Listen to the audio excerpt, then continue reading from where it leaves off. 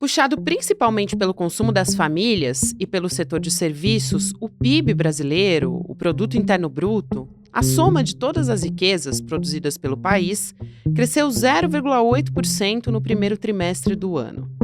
A informação divulgada pelo IBGE colocou o Brasil em oitavo lugar no ranking das maiores economias do mundo, com números superiores até a potências como a Itália e o Canadá. Essa recuperação pode sofrer uma desaceleração no próximo trimestre, isso por causa dos impactos da tragédia climática que está atingindo o Rio Grande do Sul. Mesmo assim, segundo estimativas do Fundo Monetário Internacional, o Brasil deve permanecer como oitava economia do mundo até 2029. Esses dados apontam para uma melhora importante na vida da população brasileira, mas a imprensa tradicional parece que não está vendo dessa forma. As manchetes questionam os benefícios de um mercado aquecido e relativizam a importância do crescimento do PIB. Ontem, o presidente Lula se pronunciou, criticando o que ele chamou de negacionismo econômico dos jornais. Quinta-feira, 6 de junho de 2024.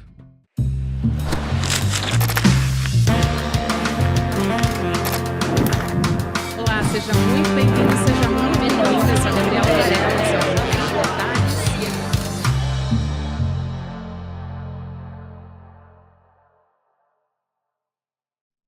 Olá, seja muito bem-vindo, seja muito bem-vinda. Eu sou a Gabriela Varela, esse é o Videocast em Detalhes. E aqui, sempre com um convidado, uma convidada, a gente analisa uma temática, uma notícia importante do momento. Hoje a gente vai falar sobre o crescimento da economia no Brasil e como que isso está sendo tratado pela imprensa tradicional. Sobre isso, eu vou conversar com um conhecido de vocês, meu companheiro de bancada, Chico Sá. Seja muito bem-vindo, querido. Coisa boa voltar aqui contigo, Gabi, com essa nossa comunidade cada vez mais quente e próxima da gente, né? Apoiando o ICL. Que bacana. É maravilhoso, Chico. Eu adoro te receber aqui. Que lindo. E ouvir suas histórias também, que são sempre maravilhosas e agregam muito aqui para a gente construir e entender melhor o que está sendo feito, né? Vamos tentar entender juntos. Vamos tentar. Vou começar trazendo a notícia mais recente que a gente teve, que chamou muita atenção, que foi sobre o PIB, né? A economia brasileira cresceu 0,8% no primeiro trimestre de 2024 e a gente teve também, além do primeiro trimestre, a gente teve um crescimento do acumulado em 12 meses de 2,5%. E aí, a gente, quando fala de 0,8, a gente está comparando com o trimestre do ano passado, de 2023, né? Só para o pessoal entender aqui. Sim. Como é que isso foi repercutido, vamos dizer assim? Como é que saiu na imprensa tradicional? Foi uma coisa assim, aquela manchete fria, né? Sem nenhuma contextualização. Como é que foi isso? Exatamente, Gabi. Foi recebido cheio de conjunções adversativas, né? PIB subiu, mas, PIB subiu, mas, PIB subiu, porém, PIB subiu, todavia, sabe, cheio de adversativas, porque envolve governo Lula. Então, esse é uma temática sempre complicada para a mídia tradicional, dar relevância a conquistas desse governo. Sempre vai ter um porém, sempre vai ter o que teve agora, não estou falando de chute, é questão concreta de manchete, que era assim, um editorial da Folha, PIB sobe, mas cenário é imprevisível. Assim. Vamos sempre apontar para um apocalipse, porque não pode juntar governo Lula e só algo positivo numa só linha, numa só manchete. Isso é muito complicado, sempre foi, desde o primeiro governo Lula, é uma espécie de tabu no sentido mais freudiano da palavra. Parece que não pode, parece que é proibidão dar crédito a Lula em conquistas econômicas. Posso ler aqui a manchete da que você citou, da Folha Por de São favor. Paulo? Ela foi ao ar e também na edição impressa no dia 4 de junho de 2024, com a seguinte manchete editorial, né? O que a Folha pensa. PIB avançou no primeiro trimestre, mas incerteza cresceu. Aí ela diz, a alta foi puxada por emprego, renda e benefícios sociais. Condições para a queda dos juros se estreitaram desde então. E aí ela explica que a economia voltou a avançar com maior vigor e tudo mais, quais são os indicadores, aquela coisa, né, de trazer os dados, mas tem essa conjunção, como você disse, adversativa, né? Será que essa atividade vai se manter nesse ritmo? É basicamente isso que questiona o editorial da Folha. Mas você pega o fato concreto da semana, do dia, é a notícia do PIB. Você pode pegar, eu posso escolher 10 economistas, aí eu escolho a tendência que eu quiser. Se eu quiser escolher um mais apocalíptico que diga que isso é um problema, até porque temos muito emprego no Brasil agora, porque eu vi isso também nas TVs, nos comentários econômicos da semana. Você pode pegar um economista mais da catástrofe, e ele pode dizer o seguinte: o PIB subiu, a inflação por enquanto está sob controle, mas tem um perigo para o Brasil gigante. Tem muita gente empregada, pelo amor de Deus, Lula. Isso pode dar inflação, porque esse povo todo pode sair de casa para comprar. Então, eu posso escolher o especialista ou o economista que eu quiser e eu obtenho aquilo que a linha editorial da minha casa, do meu jornal, da minha emissora de rádio, da minha TV, quer dizer. Então, essa história do noticiário econômico sempre vai depender disso.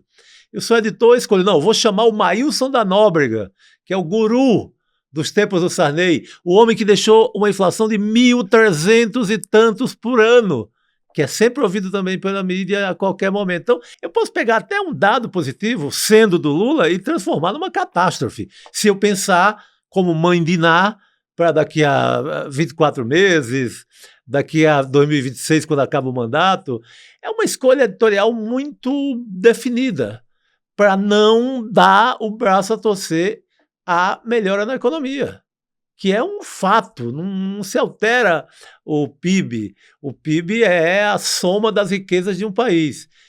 Se o IBGE afere aquilo, não pode haver uma mentira, porque acaba com tudo, com a confiança, com o país, com os negócios, com o investimento. Então, mas há um esforço, e eu acho que é o tema principal dessa nossa conversa, há um esforço midiático muito gigante e fácil de comprovar para não acreditar nada, nem ao Haddad, nem ao Lula, nem à equipe, nem ao pensamento de governo. Isso é interessante que você traz, Chico, porque a gente está conversando aqui sobre editoriais de jornalões. A gente não está falando, por exemplo, de uma coluna de opinião. Que tem, por exemplo, um colunista, a gente até vai falar dele aqui, o Celso Rocha Barros, que é um progressista e Exato. que vai à Folha de São Paulo escrever uma coluna de opinião a respeito disso, inclusive trazendo ali dados da realidade também, trazendo inclusive questionamentos sobre os próprios editoriais da Folha, sobre os jornalões, o Globo, o Estadão, ele faz isso. Você pegar, por exemplo, esse editorial da Folha é algo muito forte, porque não é um colunista como, por exemplo, o Joel Pinheiro, que é um colunista que tem uma pegada neoliberal e escreve no jornal sobre isso. O rapaz do bolsonarismo moderado, né? Exatamente, por isso que eu trouxe esse exemplo. Ele já é declaradamente dessa linha, né? Exatamente. Quando a gente fala, por exemplo, de uma reportagem ou de um editorial, aí o negócio fica mais crítico. A gente teve, por exemplo, o editorial do Globo falando sobre o desemprego para baixo, ou seja, uma melhora da situação do emprego. Até a Miriam Leitão falou sobre isso, que a economia brasileira estava crescendo e que o mercado de trabalho estava melhorando, o desemprego estava caindo, a renda estava melhorando, a inflação também estava caindo. Ela trouxe essa contextualização. Sim. E quando a gente foi olhar para o Globo, que foi basicamente uma notícia conjunta que a gente teve a notícia do PIB e, ao mesmo tempo, o desemprego em queda. E aí, o editorial do Globo disse que é reflexo da reforma trabalhista, que foi lá com Michel Temer, muitos anos atrás, né, em 2017. Ou seja, como é que isso está se refletindo só agora? Por que a gente não teve, então, já que foi a reforma trabalhista do Michel Temer, por que a gente não teve esse resultado lá atrás? Excelente, Gabi. Você tocou num ponto assim, fundamental, que é essa de separar a voz do dono do jornal, a voz do dono do meio de comunicação, da redação ou dos colunistas. Isso é fundamental para a gente entender as camadas de opinião dentro de um jornal, né? Tem o editorial da Folha e tem lá um colunista, o Celso Rocha de Barros, que é mais de uma linha progressista, que reconhece, olha, o Haddad está fazendo muito mais e há mais tempo do que o Tarcísio, governador de São Paulo, em matéria de economia, e vocês só elogiam o Tarcísio de Freitas, que nem só está no papel o caso dele. O caso do Haddad já está em prática. Então, basta uma intenção do chamado bolsonarismo moderado para receber louvação, aplausos, ser recebido com festa pelos donos dos meios de comunicação mais tradicionais do Brasil. Se é o Haddad, se é o Lula, se é feito em Brasília, se é do governo federal, é sempre recebido na paulada, mesmo quando é uma boa notícia, como o caso que você citou, do desemprego e do PIB. Então, é uma linha muito firme que eu não acredito que vá ter mudança até o final do mandato de Lula. Acho que é uma linha editorial assim, firme, consolidada, é um pensamento dos donos de meios de comunicação do Brasil que refletem o pensamento de Fiesp, Faria Lima, de quem manda, digamos assim, na economia, tanto na parte especulativa da Faria Lima, como na produção, que é em menor quantidade, porque normalmente quem é ligado à produção, à indústria que emprega, que faz, onde tem suor envolvido, normalmente o cara tende a gostar do governo Lula porque está incentivando, principalmente lá no Ministério do Geraldo Alckmin, está incentivando a produção, a uma nova indústria, um parque industrial renovado. Essa parte da produção mesmo brasileira, ela nem é tanto, digamos assim, criminosa em relação ao que faz o governo Lula, mas a parte Faria Lima, a parte que representa o pensamento do investidor, né, de quem quer ganhar dinheiro com dinheiro, de quem quer só o rentismo, essa parte não vai aceitar nunca nada que é feito por Lula. O que é curioso também, porque o Haddad, desde o começo, ele foi se dando bem e dialogando com a Faria Lima. Ele é aceito pela Faria Lima. Sim. Só que, por outro lado, quando a gente vê, e acho que isso se coloca nas manchetes, quando a gente vê, por exemplo, sob Lula, vírgula, tal notícia.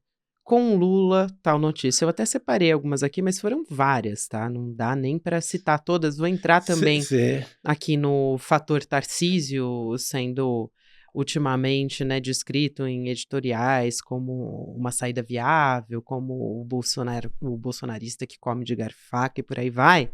Mas eu vou destacar primeiro essas manchetes, algumas que eu separei aqui. Sob Lula, tô aqui abrindo aspas, tá? Sob Lula, Cerrado passa a Amazônia e vira o bioma mais desmatado, diz estudo. A gente tem aqui um dado da realidade. Sim. Agora, a escolha do Sob Lula é uma escolha de quem está publicando esse texto no ar. Assim como quando a gente publica uma notícia sobre o PIB, como se ele tivesse saído do nada. Uma obra do acaso, uma né? Obra do acaso, exatamente. Aí tem uma outra aqui. Sob Lula, fala de Magda em coletiva é contraditória.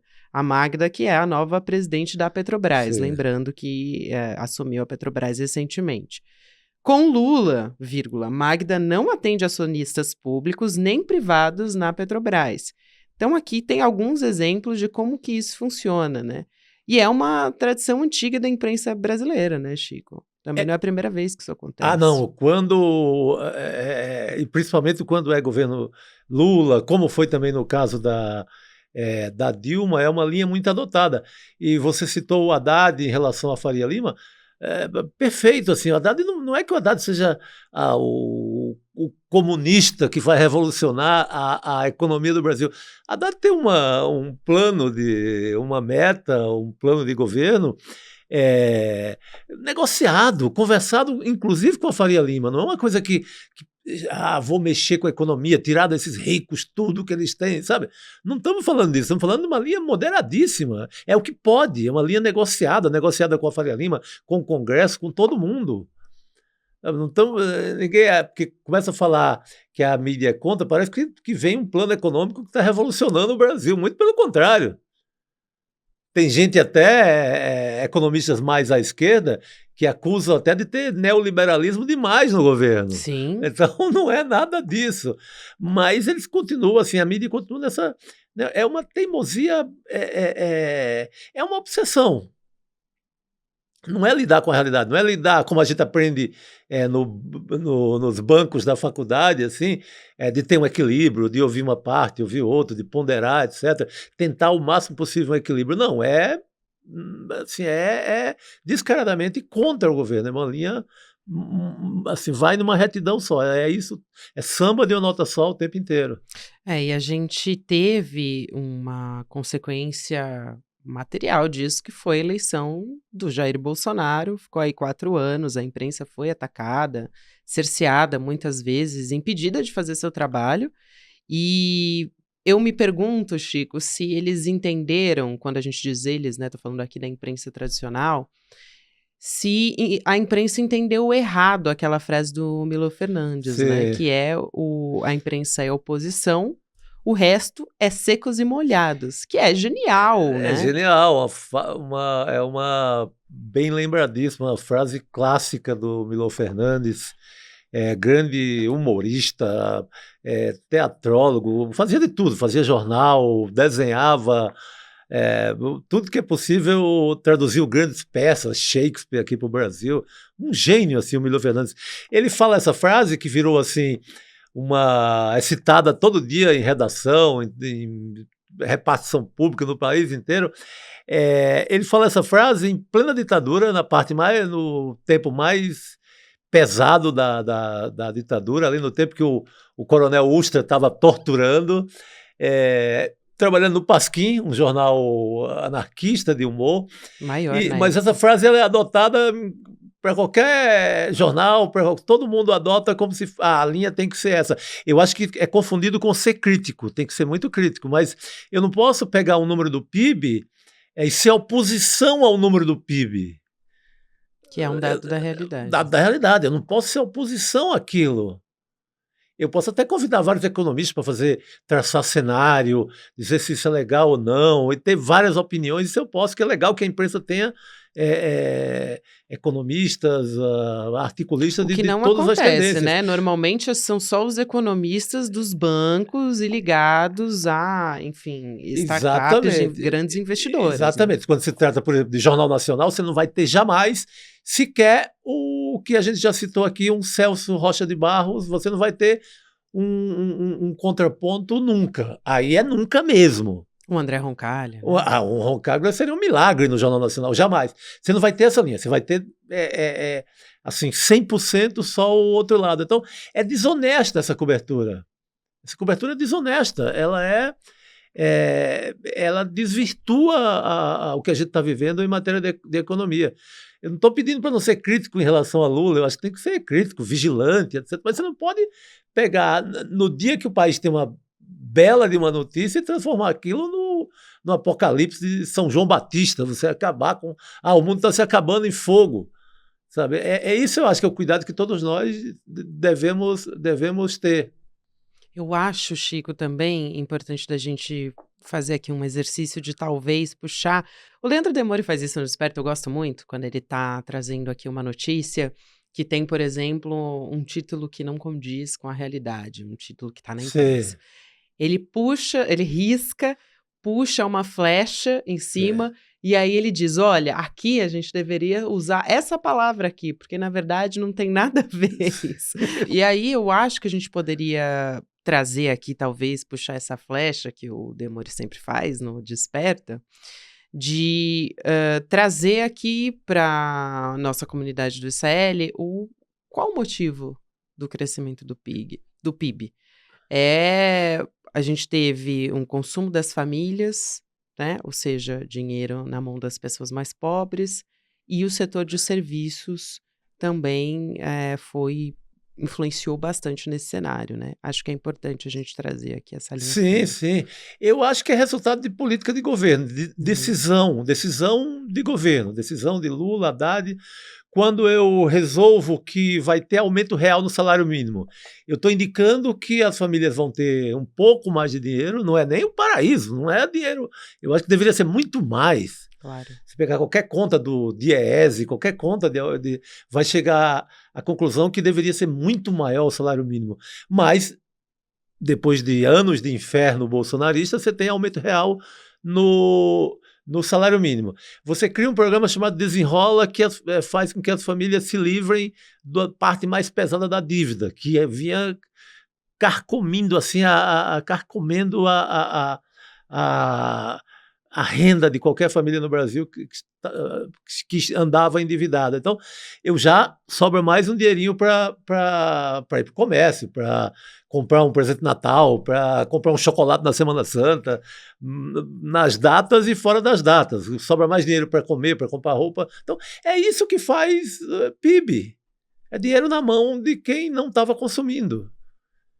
Sabe, quando aumenta o número de famílias no Bolsa Família, nos programas sociais, mais dinheiro para a economia. É esse tipo de coisa que gera um PIB. Como também gera o agro, quando tem uma super safra. Sabe, também gera. A diferença é que vai todo para fora e não beneficia pouca gente. Uma turma do agro que é pequena. E o programa social e aumento real do salário mínimo, você melhora para o país inteiro. Então, assim, é muito fácil de enxergar, não precisa ser um economista. Eu não entendo nada de economia e sei por que as famílias estão comprando mais. Basta eu digo, ter um pouquinho... não entendo do ponto de vista de um especialista em economia.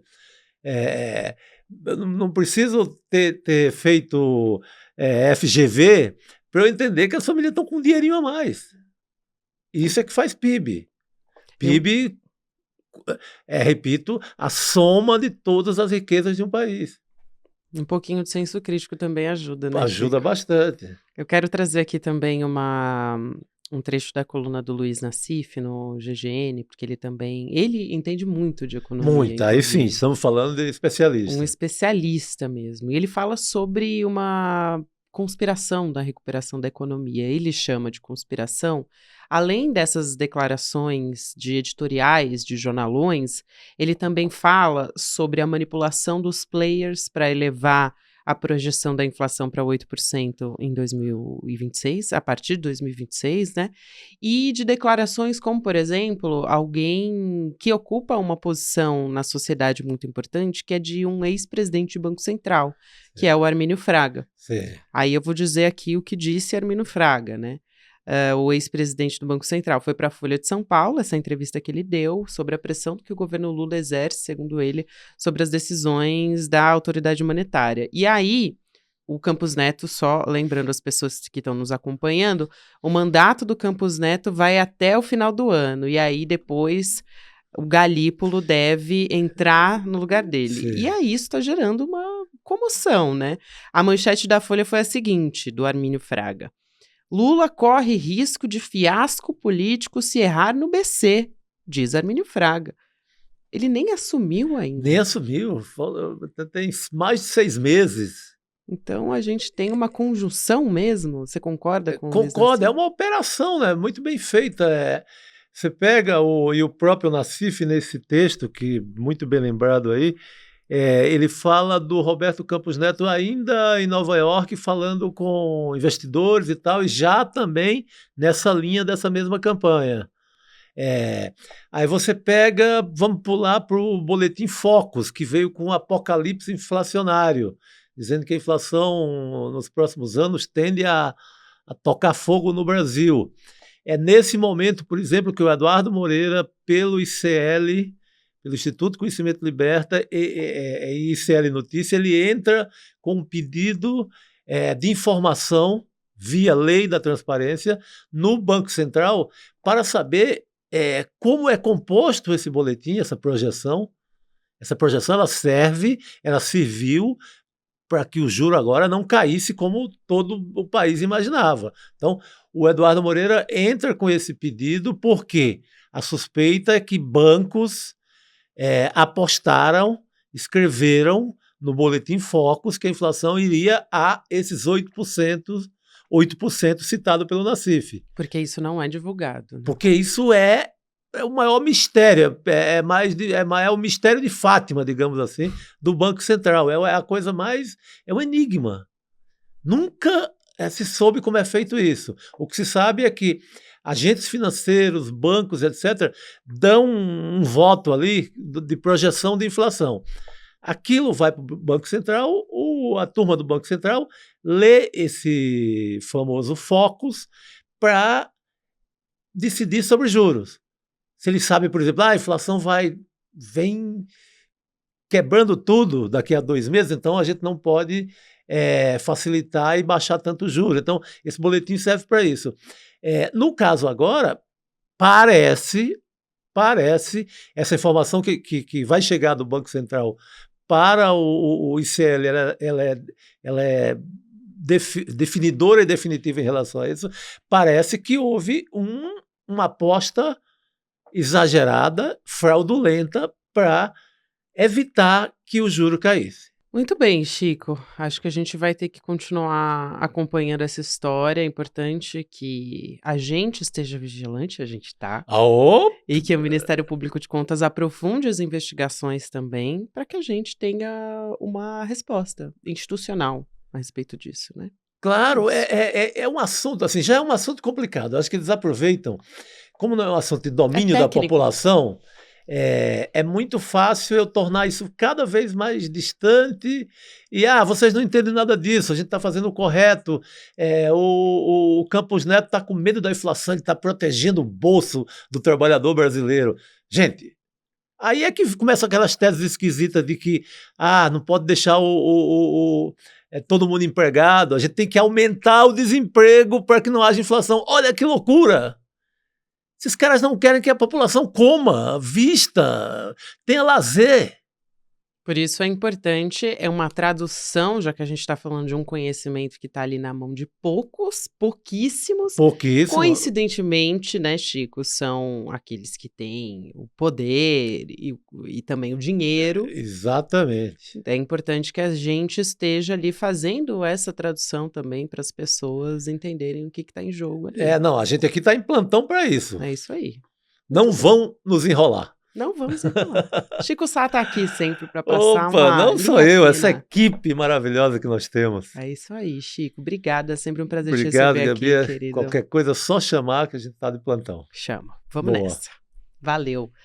Lembrando a você que estamos pertinho do Despertar Empreendedor, que é o primeiro evento presencial do ICL, um grande evento que vai acontecer em breve. A maioria dos ingressos já está vendida, mas ainda tem algumas vagas, tá? Então, olha só, vai ser um evento de 3 dias que vai acontecer no Espaço Vibra, em São Paulo, para você mergulhar nesse universo do empreendedorismo, bem diferente desses eventos que você já está acostumado sobre empreendedorismo, que normalmente é só com gente da Faria Lima. Aqui não, você vai ter gente, assim, muito especialista para te explicar do babado. O negócio é muito bom mesmo. Dia 14, 15 e 16 de junho vai acontecer o Despertar Empreendedor, vai ter, a gente estava falando agora dele, o ministro Fernando Haddad vai estar lá, o Márcio França, o Felipe Neto também, Fátima Bernardes, Rafael Donatiello, nosso Rafael, o Eduardo Moreira, muita gente boa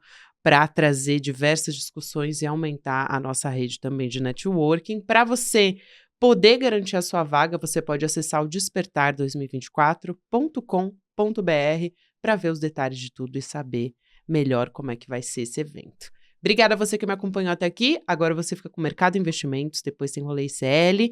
E ICL Notícias, segunda edição, a partir das 6 horas da noite. Lembrando também que você pode assistir em detalhes, no conforto, em qualquer momento do seu dia, ouvindo nas plataformas de áudio. Obrigada e até amanhã. Oi, gente! Eu sou Juliana Baroni e tenho um convite especial para você. Nos dias 14, 15 e 16 de junho vai acontecer o Despertar Empreendedor, um evento que promete redefinir o conceito de empreendedorismo no Brasil. Eu estarei lá apresentando junto com um time de primeira e também contando um pouco da minha história para vocês. Vai ser na Vibra São Paulo, então você não pode perder. Se você ainda não garantiu o seu ingresso, essa é a hora. Eu espero você lá. para a gente aprender, se animar e despertar juntos.